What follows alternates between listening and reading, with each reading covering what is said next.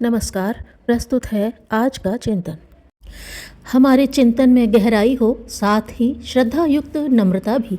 अंतरात्मा में दिव्य प्रकाश की ज्योति जलती रहे, उसमें प्रखरता और पवित्रता भरी रहे तो पर्याप्त है। पूजा के दीपक इसी प्रकार टिमटिमाते हैं। आवश्यक नहीं कि उनका प्रकाश बहुत दूर तक फैले। छोटे से क्षेत्र में पुनीत आलोक जीवित रखा जा सके तो वह पर्याप्त है। अल्बर्ट श्वाइट्जर कहते थे, आदर्शों को चरितार्थ करने के लिए मुहूर्त की प्रतीक्षा आवश्यक नहीं, उसके लिए सदा सुअवसर है। वह अभी भी है और कभी भी। सबसे अच्छा समय तब है जब परिस्थितियां सर्वथा प्रतिकूल जा रही हों। हम आकाश में बिखरी सुविस्तृत महानता को देखें, साथ ही समुद्र जैसी गहराइयों को भी। मनुष्य इन सब से बड़ा है, उसका वजन पर्वत से भारी है। पर्वत बेजान है और आदमी जानदार। संसार को बनाया तो भगवान ने है, पर उसे सुधारा और संभाला आदमी ने है।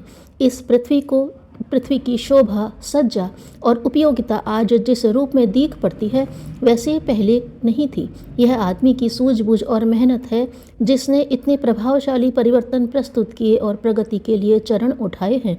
इतने पर भी ध्यान रखने योग्य बात यह भी है कि वह वही जेल खानों और पागल खानों में भी बंद है। कुकृत्यों से वही सृष्टा की इस कलाकृति मानवीय काया को कलंकित करने में भी पीछे नहीं है। अपने आप को तो पूरी तरह नष्ट कर सकता है, साथ ही दूसरों को भी क्षति पहुंचा सकता है। जीवन का सम्मान ही आचार शास्त्र है। अनीति ही जीवन को नष्ट करती है। मूर्खता और लापरवाही से तो उसका अपव्यय भर होता है।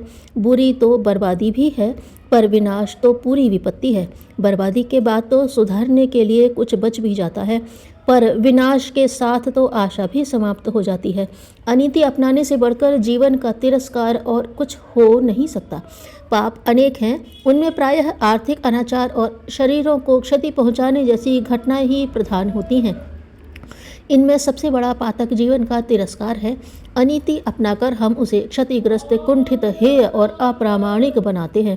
दूसरों को हानि पहुंचाना जितनी बुरी बात है, दूसरों के ऊपर पतन और पराभव थोपना जितना निंदनीय है, उससे कम पातक यह भी नहीं है कि हम अपने जीवन का गला अपने हाथों घोंटें और उसे कुत्सित, कुंठित, बाधित, अपंगों एवं तिरस्कृत स्तर का ऐसा बना दें जो मरण से भी अधिक कष्टदायक हो।